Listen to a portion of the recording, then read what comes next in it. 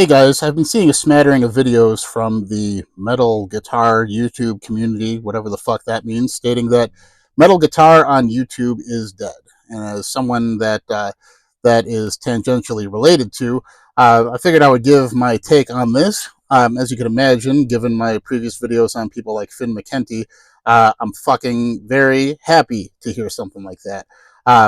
The criticism that I feel when I see what these guys are saying, in that their content is getting less traffic, everybody's talking about the same thing, and when I see stuff like that, when I see the people saying that they do not have the grasp on the public that they used to, it proves to me that their fan base was never really into metal in the first place.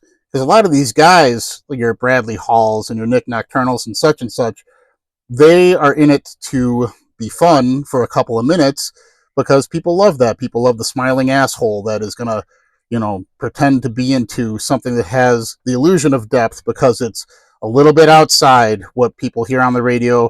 And that stuff is going to be ephemeral at best because, of course, people love the diversion of fun. I love fun. I know I come across as a fucking curmudgeon on here, but I got into metal because of the depth I saw in it, and I wanted to explore that. And I like to think that the audience, maybe the few of them that are holding out, have that left in them too, where they realize that what these guys are saying in their videos doesn't have any lasting value, that they really are just discussing the same talking points because they can't hear beyond the superficial.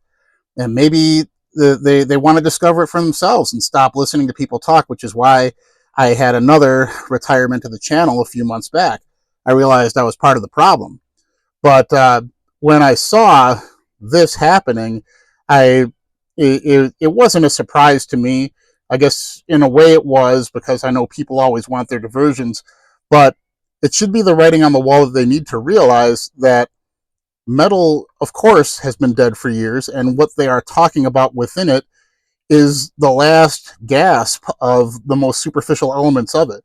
I mean, how many times can you watch some idiot with fetal alcohol syndrome eyes widen them in a grotesque fashion because he hears something fucking weird in a breakdown, and that's what people want to hear? That's what people want to see?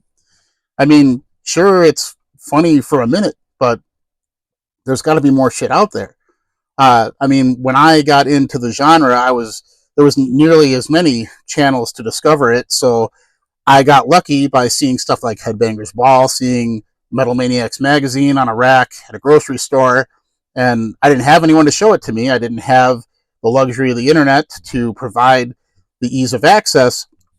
And in my high school, in my grade school, there was no one into this kind of shit at all. So I heard it. I wanted to seek it out for myself, and I really do hope that the people that are cluttering the top of the pile are those that do not have the willpower to deal with the fact that there is not much left to be said in the aspects of metal they're looking to enjoy, and that the people like me at the bottom are going to hold out and continue to search further, and that these people that are pretending to fucking curate what metal's about are going to die off. And I don't think metal needs a curator. I didn't have one. I know that's hypocritical of me to say, given that I'm lampooning as one on this channel, but the reason I do this channel is because of people like your Bradley Halls and such that are going to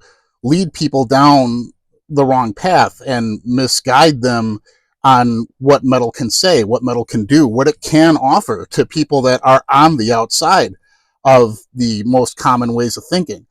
So when I see stuff like this, I am compelled to talk about it. When I see the wrong bands being praised and being called different things than what they actually are, I feel compelled to talk about it. I know it's a lot of yelling into the ether. I know it's a lot of old man yelling at clouds. And I understand that the generation that I'm criticizing, who thinks it's totally great to contribute to some asshole Canadian band that is going to milk their audience for all they're worth, I understand that I'm so far removed from their mindset that whatever I have to say is going to be ignored. But I do hope that there are some people out there that might find value in it in a very differing perspective, and that as these channels die off that only talk about the most derivative garbage, as they die off, there will be other voices like myself, like your hate meditations and so on, that will hopefully rise to the top. I'm not saying I don't have any delusions of having this channel go anywhere. I have, I still am under 1,000 subscribers. It's been many years. I know I don't provide a whole lot of content, and I know I'm a bit of charisma vacuum, but I still hope that there's people out there that value this kind of perspective and understand that although metal as we know it, yes, it's been dead for a long time, I think that there are people that have the capability to be innovative and breathe some life into it. So these people that are incapable of describing that kind of idea, I'm glad to see them fall by the wayside. And it is hilarious to see that a lot of them are saying the reason they're dying is there aren't people out there taking risks on YouTube. There's not people out there with differing perspectives. There's not people out there that are going to show you that there is another path. And we are out here. We're out here, and you have to kind of put your biases aside if you want to understand some of these perspectives. I know what it's like to feel like you're talking to someone that is so wrong that there's no way that you can find value in what they're saying, and you grow by ignoring that and trying to see how they can be on that type of thought process. What is going to lead them there? What could possibly be of value in what they are thinking as opposed to what I have come to know about myself for years? That's a tough conversation to have with yourself. That's a confrontation not many are capable of.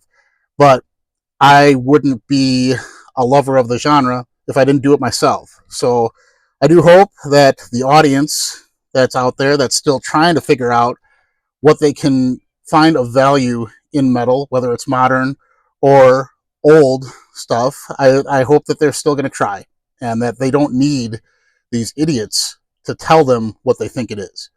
So that's what I have to say about that. Thank you for listening.